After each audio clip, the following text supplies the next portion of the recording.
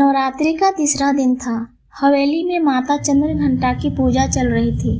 ढोल नगारों और मंत्रों के गूंज के बीच सब लोग भक्ति में डूबे थे, लेकिन नंदिनी के मन में अब भी वही सवाल था, आखिर वह रहस्यमयी शख्स कौन है।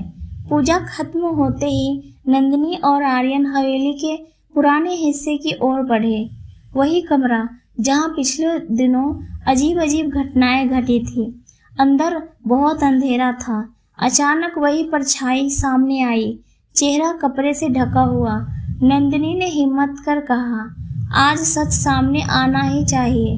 तुम कौन हो? धीरे धीरे उस शख्स ने चेहरा ढकने वाला कपड़ा हटाया। आर्यन दंग रह गया। चाचा? विक्रम चाचा? लेकिन आप तो। विक्रम की आंखों में आंसू थे। हाँ आर्यन, मैं जिंदा हूँ। तुम्हारे दादाजी ने मुझे इस हवेली से निकाल दिया था।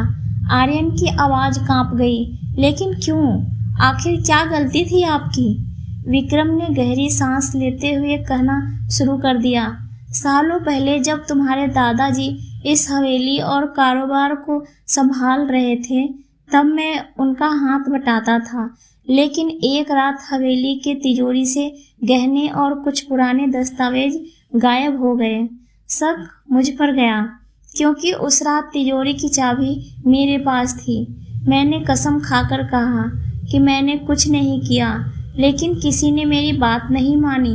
तुम्हारे दादाजी ने गुस्से में मुझे चोर कहकर हवेली से निकाल दिया। आर्यन के चेहरे पर अविश्वास था। दादाजी ने आपको घर से निकाल दिया, लेकिन असली चोर कौन था?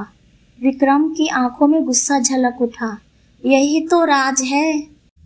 असली चोर आज भी इस हवेली में है, और वही नहीं चाहता कि ये लॉकेट किसी के हाथ लगे। इस लॉकेट में उस चोरी का सबूत छुपा है। नंदिनी ने चौंक कर कहा, तो आप हमें डराकर ये सब बताना चाहते थे?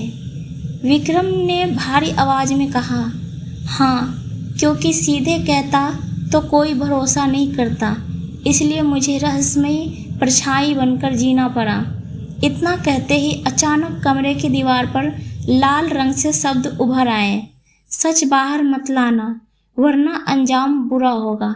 नंदिनी डरकर आर्यन का हाथ पकड़ लेती है, लेकिन आर्यन दृढ़ता से बोला, चाचा, अब ये खेल और नहीं चलेगा।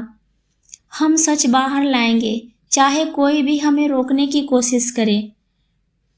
विक्रम ने धीमी आवाज में कहा, आर्यन, याद रखना, असली दुश्मन तुम्हारे अपने ही लोग हैं।